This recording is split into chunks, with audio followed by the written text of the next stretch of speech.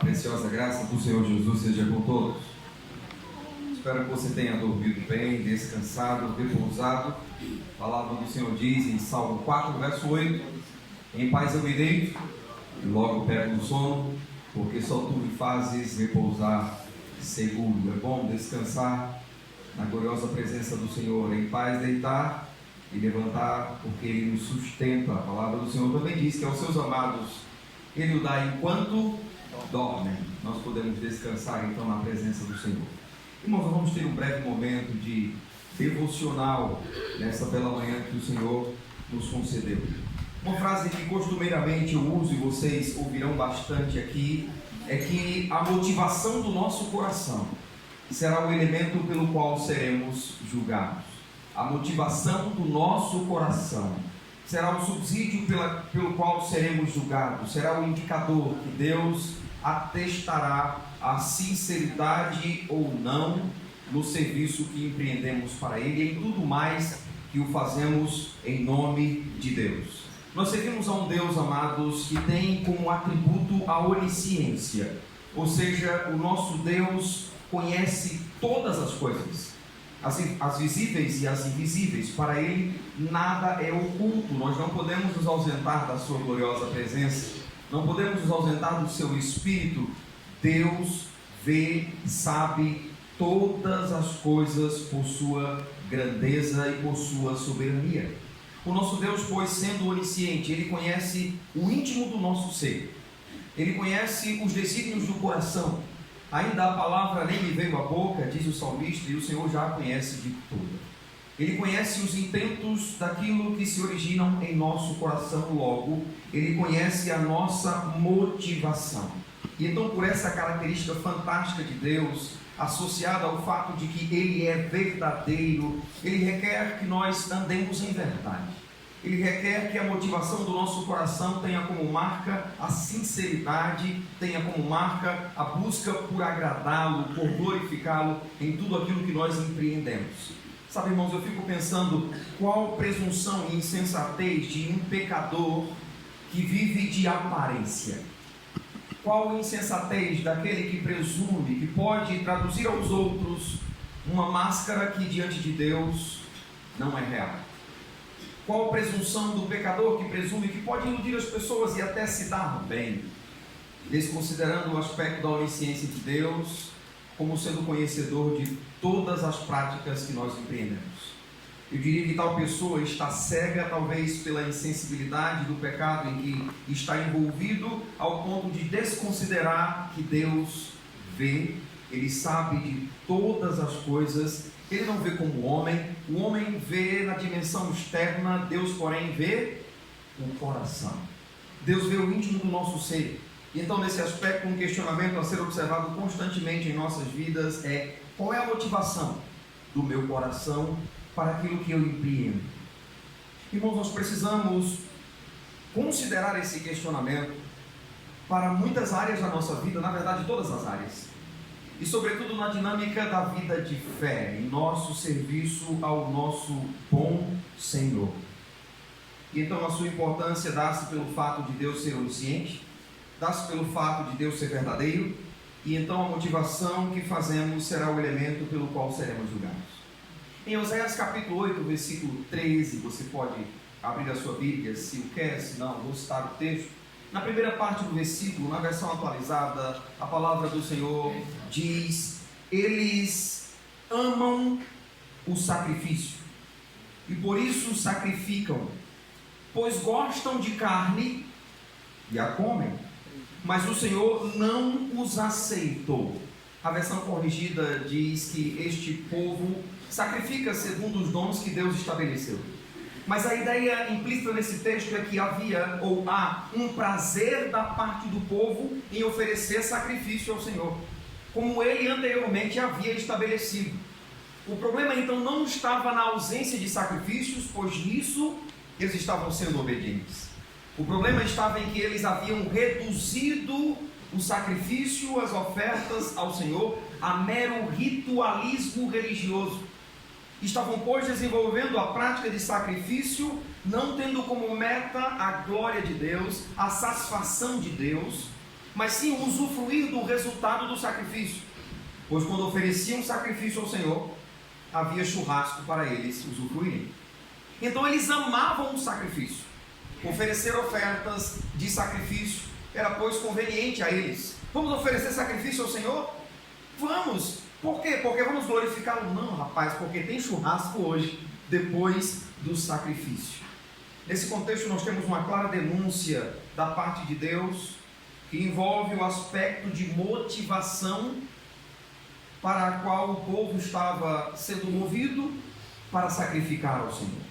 Na verdade, o livro de Oséias é um compêndio de denúncias de um povo infiel. Você conhece a história sobre como Deus chama esse profeta, sobre como Deus manda que ele vá e busque uma mulher de prostituição, para ilustrar, exemplificar a infidelidade do seu povo para com ele. Oséias está em um contexto de um povo endurecido pelo engano do pecado, um povo cuja motivação do coração de longe expressava a fidelidade a Deus. Estavam desenvolvendo a vida cotidiana naquilo que Deus havia estabelecido para observarem, tão somente com base no que lhes era conveniente em uma dimensão ritual. E sabe, irmãos, nós não somos muito diferentes deste povo vez por outra. Nós somos sujeitos como igreja do Senhor a desenvolvermos uma dinâmica de fé tão somente com base em rituais. Por que você está aqui hoje pela manhã? Por que você virá ao culto hoje à noite? Qual é a motivação do seu coração para servir ao Senhor? Qual é a motivação do seu coração para ofertar, para dizimar, para participar de um ministério? Qual é a motivação do nosso coração? Observe que na primeira parte do versículo o profeta afirma que o povo amava o sacrifício e por isso sacrificavam. Nós poderíamos então concluir que o povo amava corresponder com aquilo que Deus lhes estabeleceu. Olha que povo obediente! Eles amam, havia uma inclinação, um prazer, um desejo de corresponder com aquilo que Deus estabeleceu, que era o sacrifício. Deus requeria isso do seu povo, e pelo que o profeta está dizendo, o povo estava cumprindo essa dimensão. Afinal de contas, o povo estava oferecendo o sacrifício, e Oséias ainda destaca, o faziam com amor, com uma inclinação, com um anseio, com um desejo. Eles amavam o sacrifício. Esse povo então estava convicto de que estavam cumprindo a dimensão daquilo que Deus requeria deles. Estavam sacrificando. Eles até amavam fazer isso, mas a questão é qual é a natureza desse amor, qual é a natureza dessa inclinação, qual é a natureza desse desejo para sacrificar segundo os dons que Deus estabeleceu, como afirma a versão corrigida. A continuidade do versículo responde dizendo que eles gostavam de comer carne e por isso eles sacrificavam. Eis a razão pela qual este povo sacrificava. Eles gostavam da carne assada dos sacrifícios e por isso, aqui entre aspas, amavam o sacrifício. Era a motivação que eles tinham e poderíamos denominar esta motivação de amor conveniente.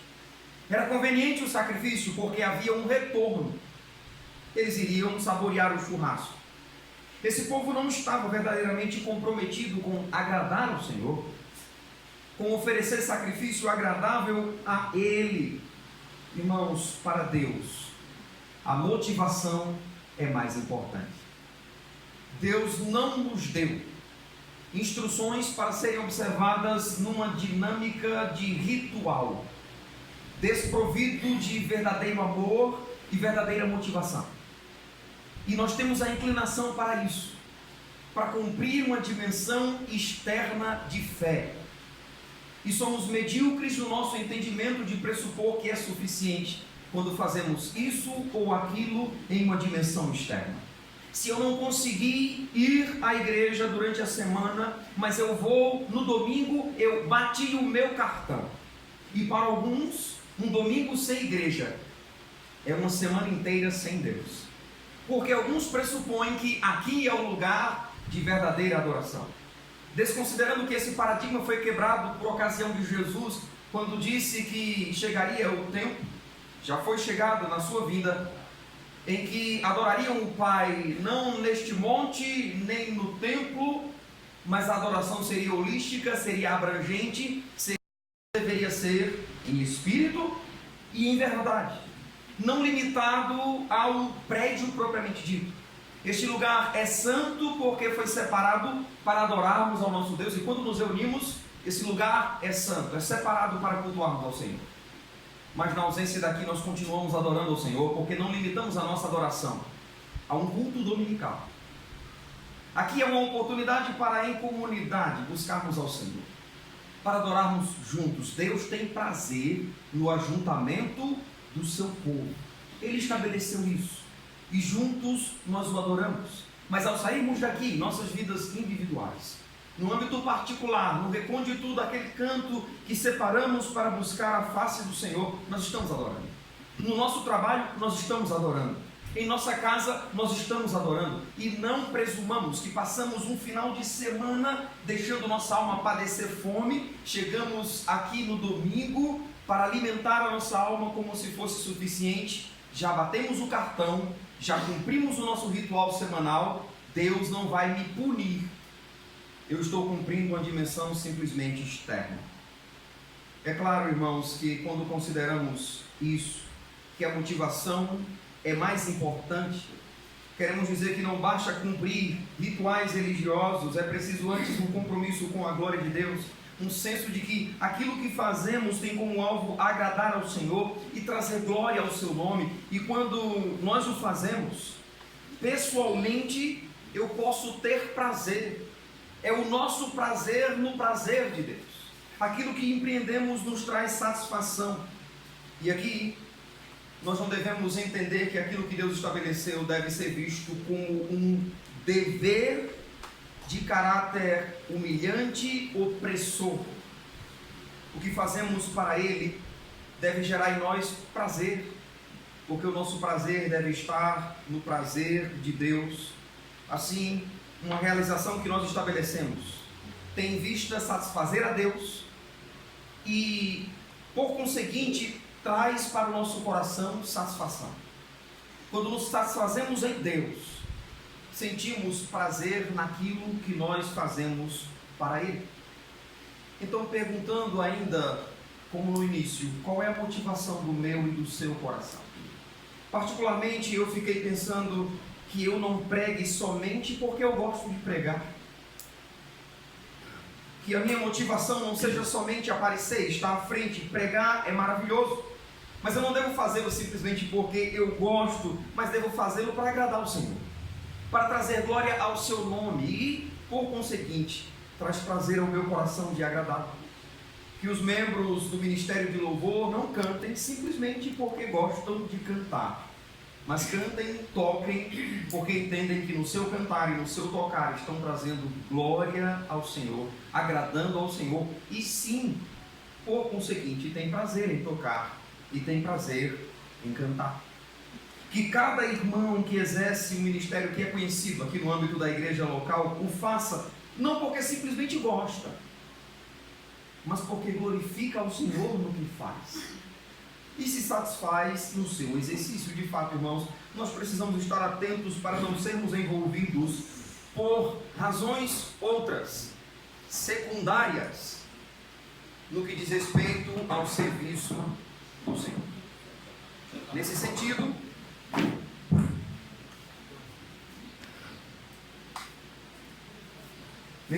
irmãos, eu posso pregar simplesmente por ver na pregação uma forma de me sustentar, ou mesmo de status pessoal.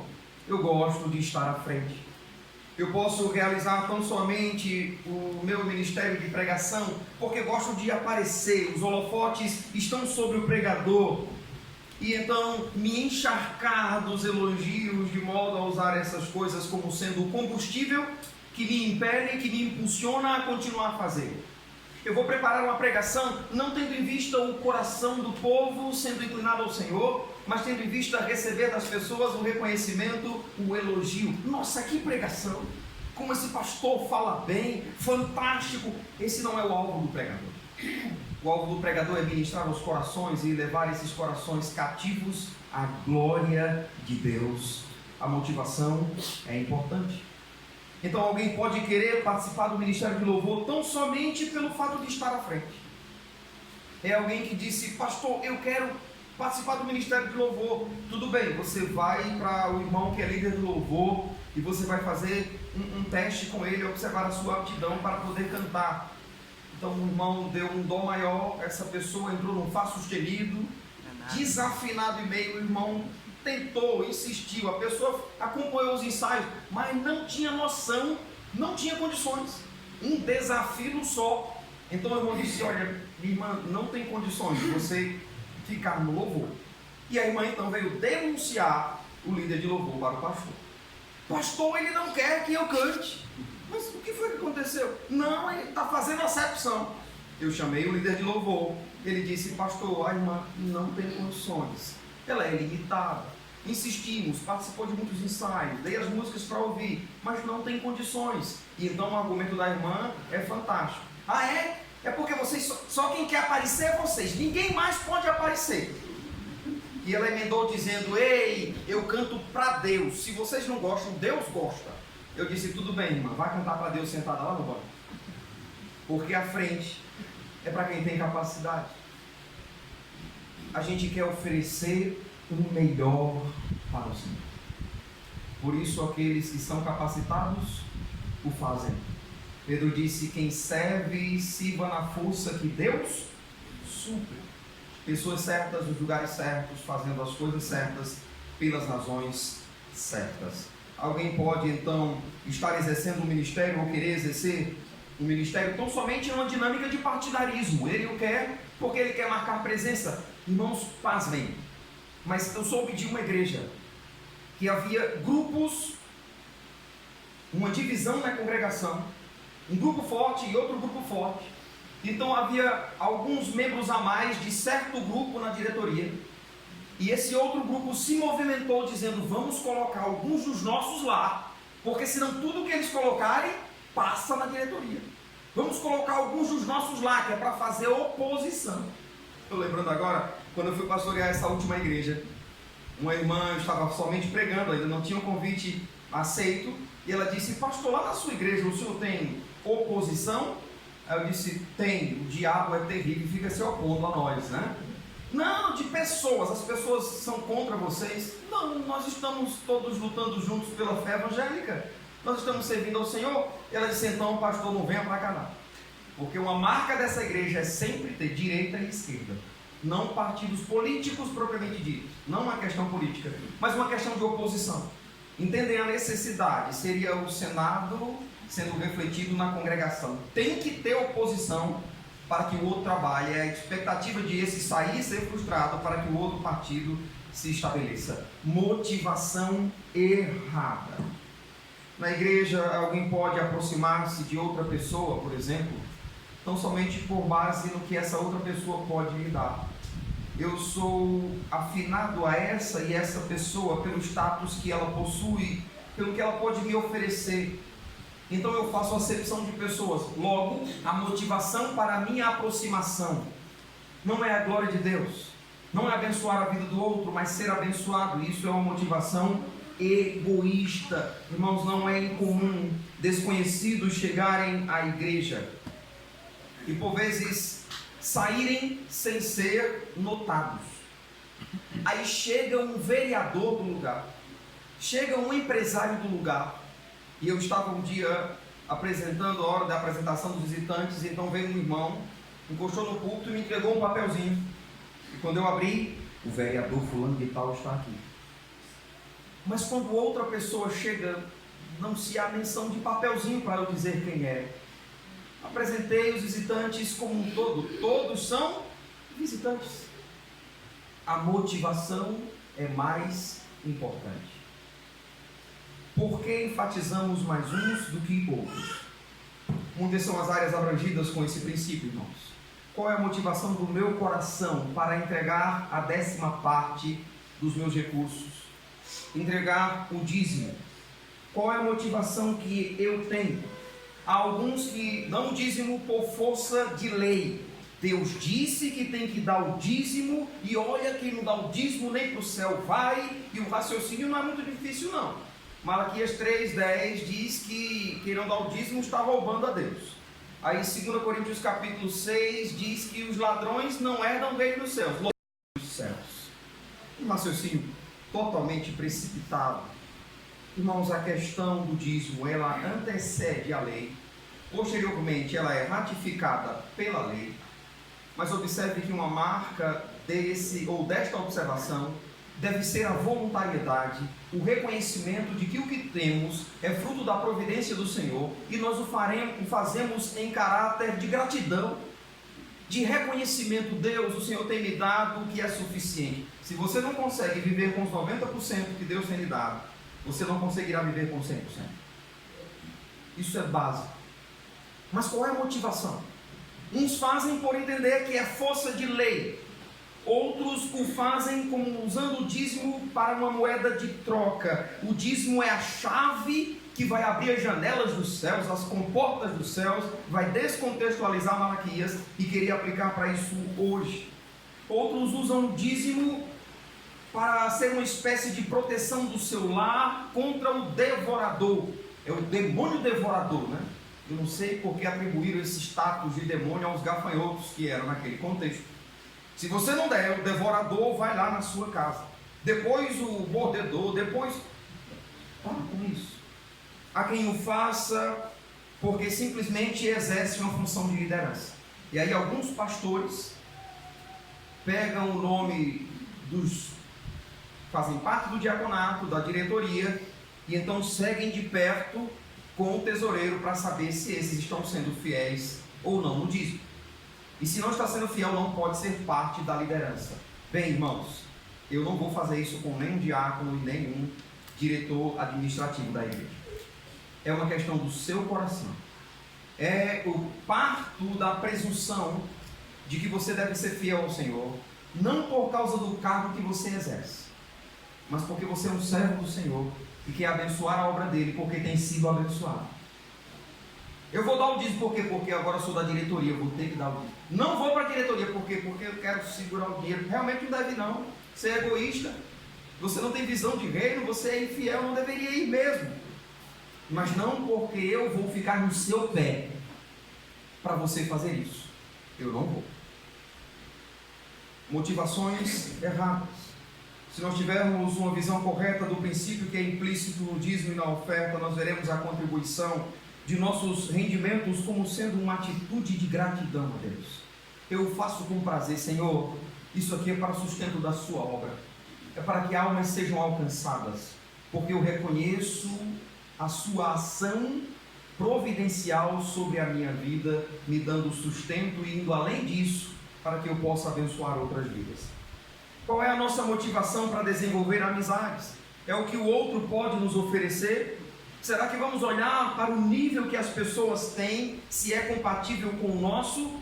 Irmãos, a motivação correta não me permitirá fazer acepção de pessoas. Qual é a minha motivação para vir à igreja? É simplesmente porque eu gosto? É porque eu me sinto bem? Essa é a motivação de alguns descrentes. Rapaz, eu acho tão bom quando eu vou para a igreja. Eu acho tão bonito os crentes cantarem, o pastor falando. Chega, eu saio mais leve da igreja. Nós não viemos por causa disso. Nós viemos para adorar o Senhor. Nós despertamos pela manhã cedo, estamos aqui porque queremos aprender do Senhor, porque queremos desfrutar de comunhão com os irmãos, porque Deus se agrada na reunião dos seus santos. Qual é a motivação do nosso coração? Isso vai fazer a diferença. A motivação do nosso coração é o elemento pelo qual seremos julgados, porque Deus não vê como o homem. O homem vê o exterior, Deus, porém, vê o coração. Porque eu estou servindo. Obrigado, Senhor, pelo desafio que essa devocional apresenta ao nosso coração. Livra-nos de motivações egoístas, de motivações desprovidas de glorificarem ao Senhor. Deus, o Senhor nos sonda e nos conhece. Por favor, Senhor, veja se há em nós algum caminho mau, se há desvio, Senhor, de nosso coração pela corrupção que o aflige, de modo a exercermos certos atos externos somente como dimensão religiosa, não partindo do íntimo do nosso ser. Que tudo que empreendemos tenha como marca a adoração ao Senhor como a sua palavra diz, que quer comamos ou bebamos, façamos outra coisa qualquer, devemos fazê-lo para a glória de Deus. Que o Senhor seja glorificado em nossas amizades, em nosso trabalho, no serviço que empreendemos na congregação, na entrega dos nossos dízimos, que ao estender a mão entendamos que estamos glorificando ao Senhor, estamos investindo no Teu reino em nossa contribuição. Que ao entrar num relacionamento, entremos tendo em vista glorificar ao Senhor. E com certeza, Senhor, por conseguinte, seremos abençoados naquilo que empreendemos. Oramos em nome de Jesus. Amém.